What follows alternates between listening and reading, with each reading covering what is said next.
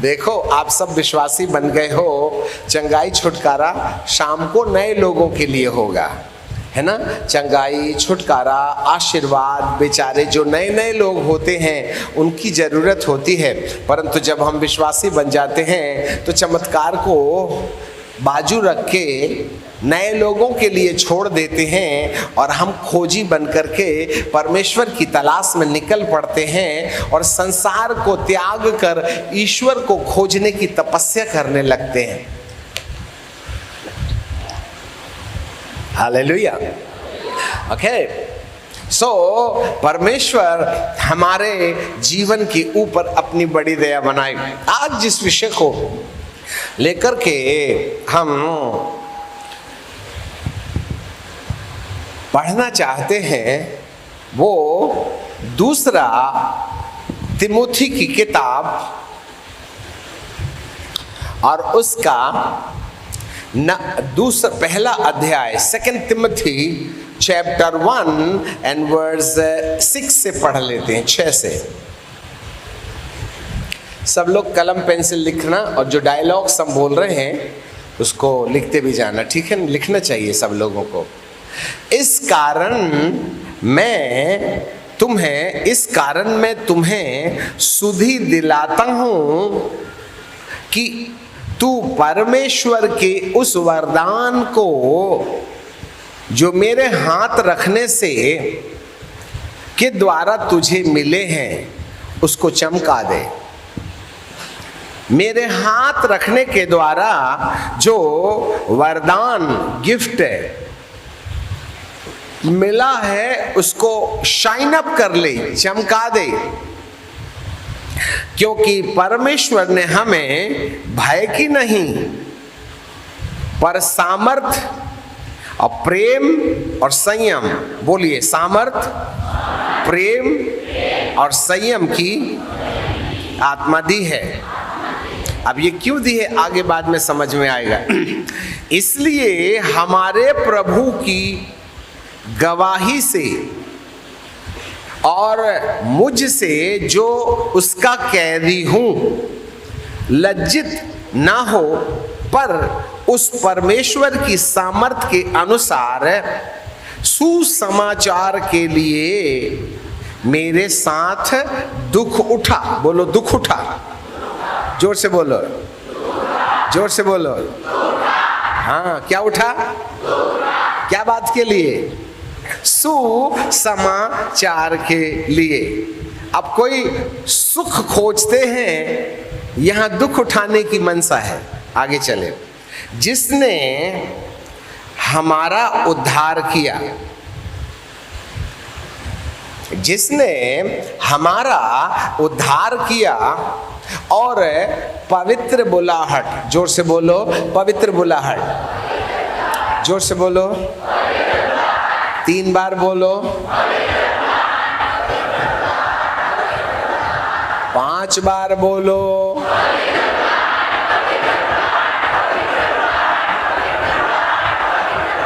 कौन सी बुलाहट? हाँ, ये पापी बुलाहट नहीं है, पवित्र बुलाहट है। ये पाप के साथ बुलावे में नहीं आया जा सकता है, पवित्रता के बाद ही बुलावे में आ सकते हैं। लड़ाई झगड़ा, दारू बीड़ी सिगरेट, मोबाइल, गंदे काम, इसमें लिप्त रहिएगा तो आप इस पवित्र बुलाहट के भागीदार नहीं हो सकते।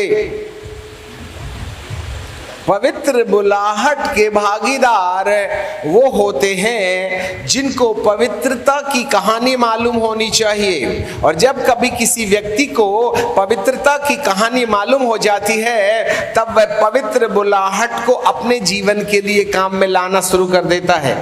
आगे लिखा है पवित्र बुलाहट से बुलाया है और यह हमारे कामों के अनुसार नहीं, जिसको हम अपनी शक्ति से करते हैं उस काम के अनुसार नहीं बुलाया। पर आगे लिखता है जो कामों के अनुसार नहीं पर, हमारे पीछे बोलिए, पर अपनी मनसा, मन, कल्पना, विचार, सोच के अनुसार और उस अनुग्रह के अनुसार, अनुग्रह,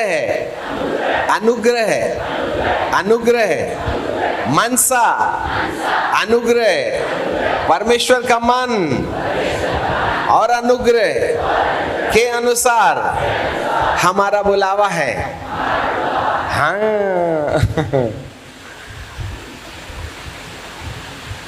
2024 आ गया है और थोड़े से महीने बचे हैं। 2025, 26, 27 इन 3 सालों के अंदर क्या कुछ गुजरेगा धरती के अंदर में कुछ कहा नहीं जा सकता।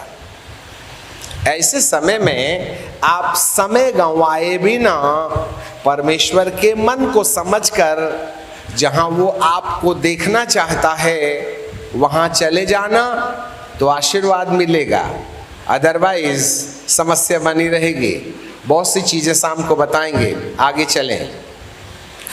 लिखा है जो मसीह यीशु के, हमारे पीछे बोलिए, जो मसीह यीशु ने सनातन से हम पर हुआ है, सनातन से जो अनुग्रह हम पर हुआ है, कब से? जोर से बोले तो, सनातन बोले तो। हाँ, अब इस शब्द को बहुत बारीकी से समझना। सनातन बोलो, सनातन, ये सनातन बोलते हैं 5000 साल पुराने को। जिसको पैदा होने की तारीख नहीं मालूम और जिसको मरने की तारीख नहीं मालूम, वही सनातनी है। जो कब पैदा हुआ था उसको आइडिया ना होवे, परमेश्वर के पास धरती के हर प्रश्नों का उत्तर है। परमेश्वर के पास धरती के हर प्रश्नों का उत्तर है, परंतु 2 प्रश्न का उत्तर उसके पास नहीं है। अब आप बोलेंगे ये कौन कौन से प्रश्न हैं जिसका उत्तर प्रभु नहीं दे सकता?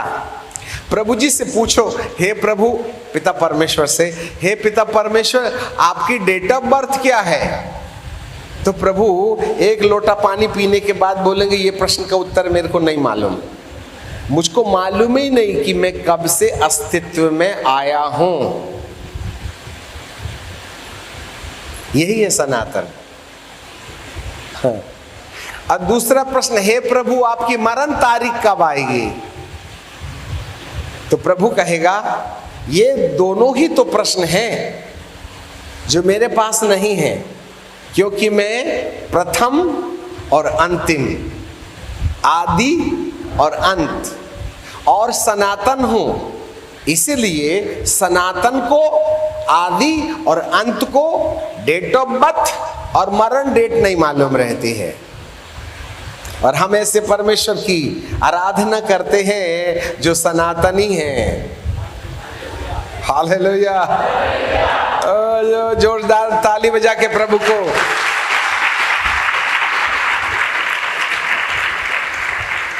हमारा प्रभु सनातन है, उसको पैदा होने की तारीख नहीं मालूम है, वो कब तक अस्तित्व में रहेगा उसको नहीं मालूम है।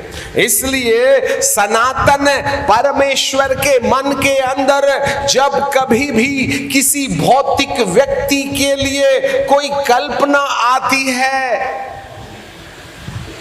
तो वह सनातनी विचार से सोचता है, क्योंकि वो सनातन है। आपको मालूम होवे, हमने बीच में छोड़ दिया, आकाश में जितने परिंदे हैं, जल में जितने जलचर हैं, समुद्र में, जंगल में जितने जानवर हैं, और जमीन में जितने कीड़े मकोड़े हैं वैसे तो इनकी कोई जरूरत नहीं है,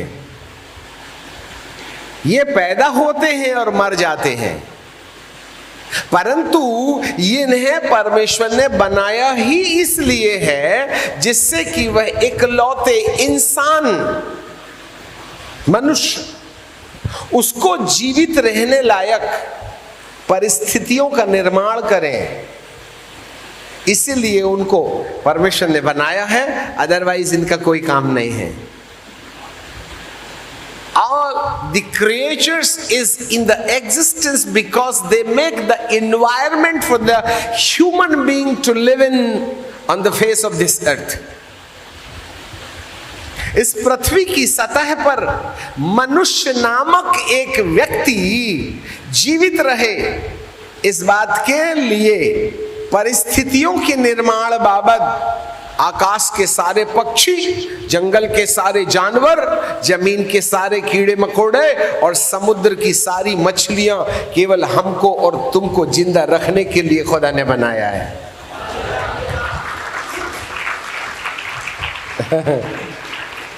अच्छे से समझ लेना।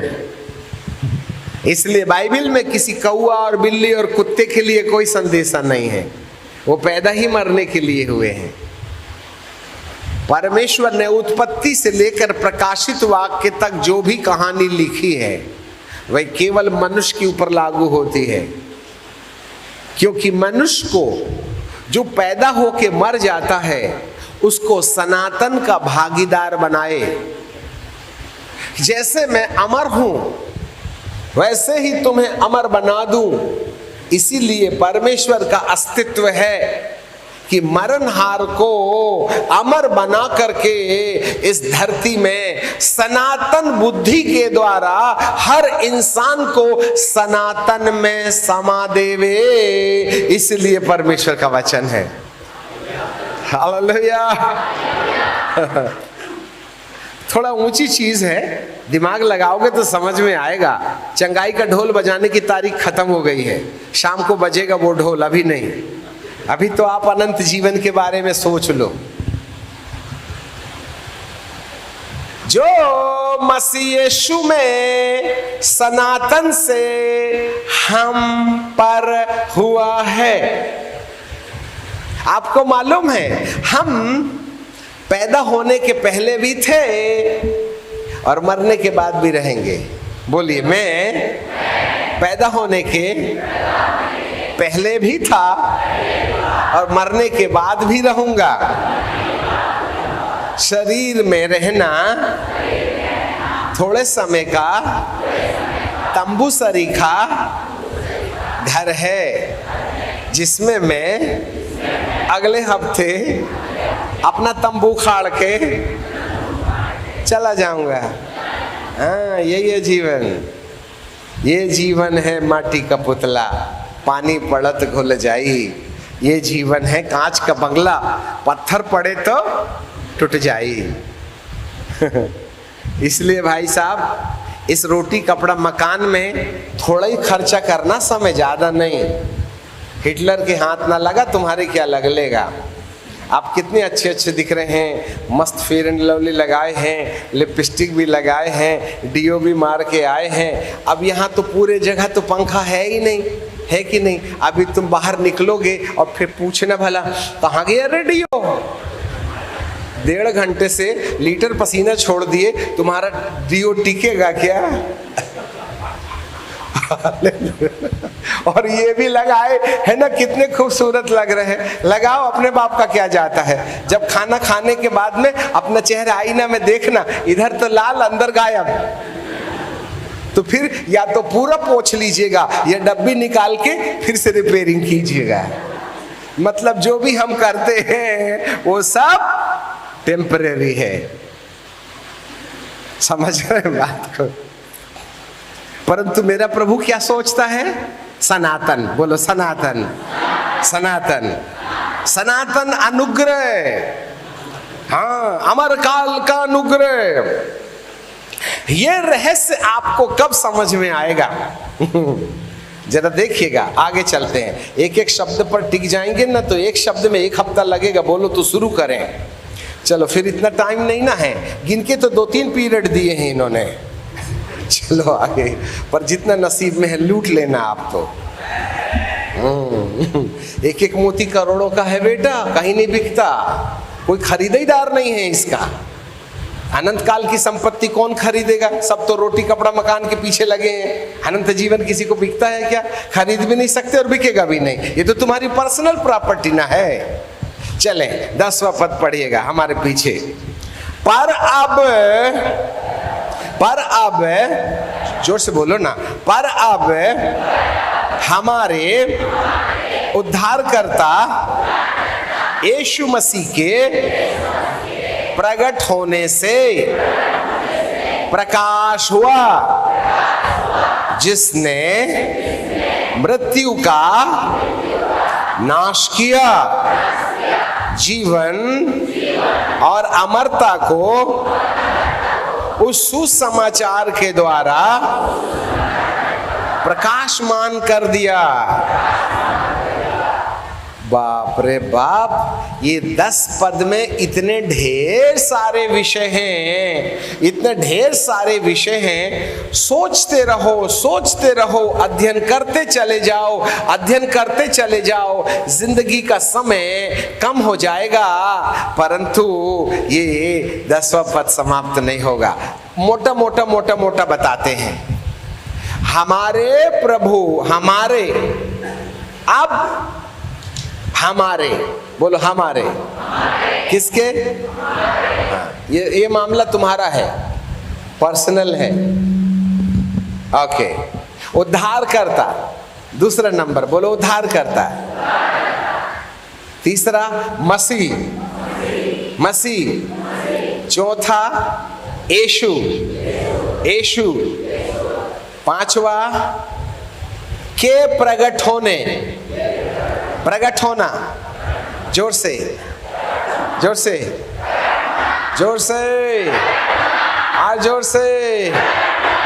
क्या होना? पैदा होना नहीं रे। 25 तारीख को मोमबत्ती अगरबत्ती जलाते हो तुम लोग। आया बड़ा दिन आया, नए सलवार सूट के साथ गुजिया भी लाया। 25 को आया और 26 को चला गया। 25 को खिला हुआ फूल था और 26 को आम लटकने जैसा मुंह हो गया। अरे बड़ा दिन। ये पैदा होने का कार्यक्रम है। 25 तारीख को बीते 24 सालों से 2024 सालों से मना रहे हैं हम।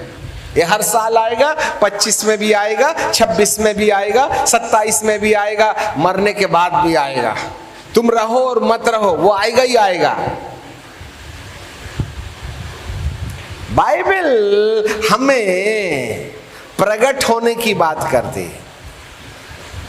प्रकट वो होता है जो है पर दिखता नहीं,